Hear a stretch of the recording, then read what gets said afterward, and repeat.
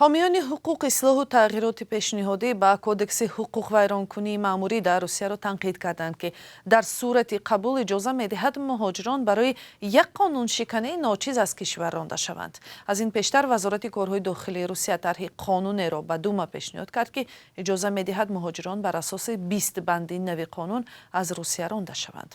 درباره این اصلاحات پیشنهادی صحبت داشتیم با ولنتینا چوپیک، حامی حقوق مهاجران، و نخست نظرش را درباره ماده‌های نو پرسیدیم.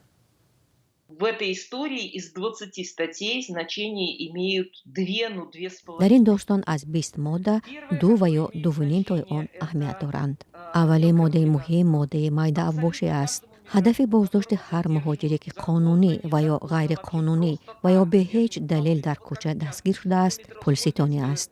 هر وقتی که مهاجر دستگیر شد او را به هیچ دلیل به مایده افباشی متهم می‌کنند. در سندهایشان می نویسند که در جایهای عمومی با صدای بلند، گپ‌های بد و یا دستک زد. در نزد مسجد یا داخلی مسجد. چون این سندها را در یک روز تا 400 تا می نویسند. این یک کاری معمولی است و اکنون به مهاجران نه تنها با جریمه 500 روبلی بلکه با اخراج از روسیه تهدید می کنند. مردم را وادار می کنند که پول دهند، برای حق خود صدا بلند نکنند.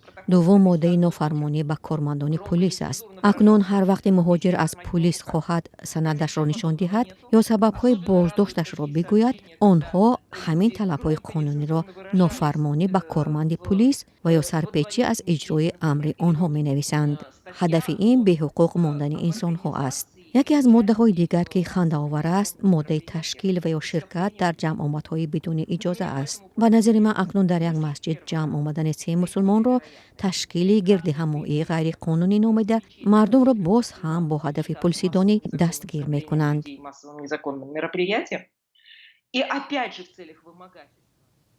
سوال دیگر از ولنتینا چوپیک این بود که چرا ماه‌های اخیر بدرفتاری با مهاجران و اخراج آنها با هر بهانه از روسیه زیاد شده است؟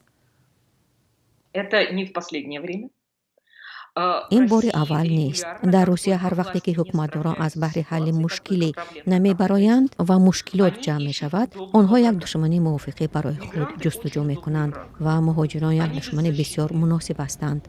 آنها بی حقوقند، با جامعه همایش نیافتند و کسی پشت آنها را نمی گیرد. بسیاری از مردم تهجایی به مهاجران نفرت پنهانی دارند و فقط به این سبب که به آنها مانند نیستند. از بس که مهاجران به مردم تهجایی مانند نیستند، آنها را در ازدحام به آسانی میشناسند. برای همین هر وقتی که روسیه در یگان کار ناکام می شود، ظلم به مهاجران را آغاز می کند. هدف این محض ظلم به مهاجران نیست. هدف این کار دور کردن توجه اهالی از قرارهای بدی است که حکومتداران روسیه قبول می کنند. ولنتینا چوپیک، حامی حقوق مهاجران در روسیه، درباره تغییرات پیشنهادی به قانون صحبت میکرد که راندن مهاجران از کشور را بسیار آسان میکند.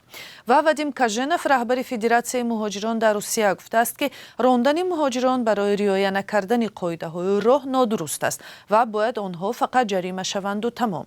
او به رسانه‌های روسیه گفته است که اگر مهاجر در مدت 3 سال 2 دفعه قاعده حرکت در راه را رعایت نکند، او را از کشور میرانند که کاری درست نیست. به قول او کسی کار میکند، مالیات میسپارد، به مردم خدمت میرساند، نباید از روسیه رانده شود. بینندگان عزیز، نظر شما به این تلاش‌های مقامات روس درباره آسان کردن راه بیرونکنی مهاجران از روسیه چی است؟ فکر و اندیشه‌های خود را زیر برنامه اخبار آزادی نویسید.